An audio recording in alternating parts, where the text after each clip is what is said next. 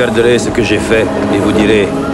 Bien sûr, ils s'entretuent depuis des siècles.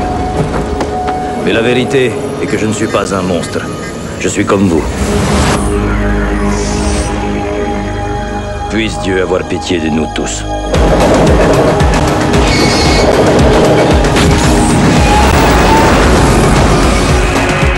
Les premières projections indiquent que les retombées nucléaires affecteront toutes.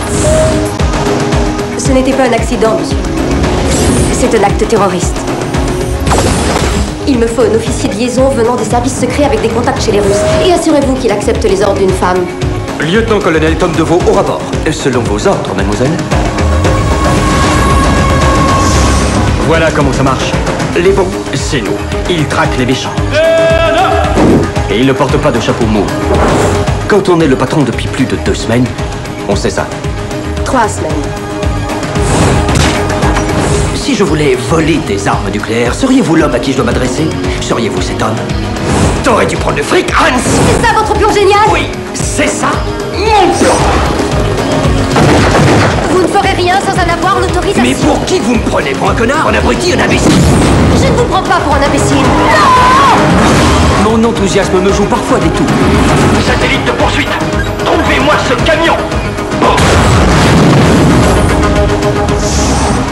Il y a des gens qui n'ont rien à faire de l'argent. Pour eux, il s'agit de rage, de frustration, de haine. Ils souffrent et veulent partager cette souffrance avec le monde.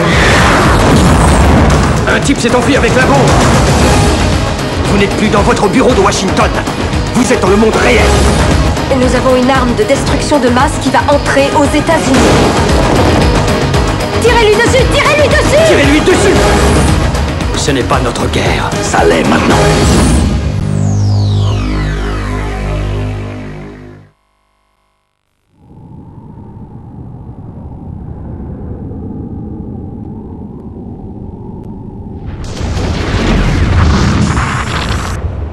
J'y vais. J'y vais. Vous êtes à l'antenne, Monsieur le Président. Il y a quelques minutes, nos ambassadeurs en poste dans tous les pays du monde ont dit aux dirigeants de ces nations ce que je m'apprête à vous dire. Les comètes se dirigent vers la Terre. Nous nous sommes préparés au pire. Aussi, j'espère que vous aurez la patience de m'écouter jusqu'au bout. Pour assurer la continuation de notre mode de vie, nous avons aménagé un réseau d'abris souterrains immense. 1 million de personnes pourront vivre là sous terre pendant 2 ans. Le 10 août, nous allons organiser un tirage au sort national.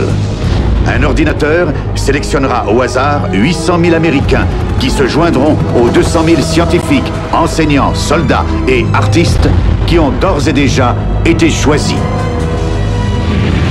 De plus, les États-Unis et la Russie ont construit le plus grand vaisseau spatial jamais conçu pour barrer la route aux comètes. Nous l'emporterons. La vie continuera.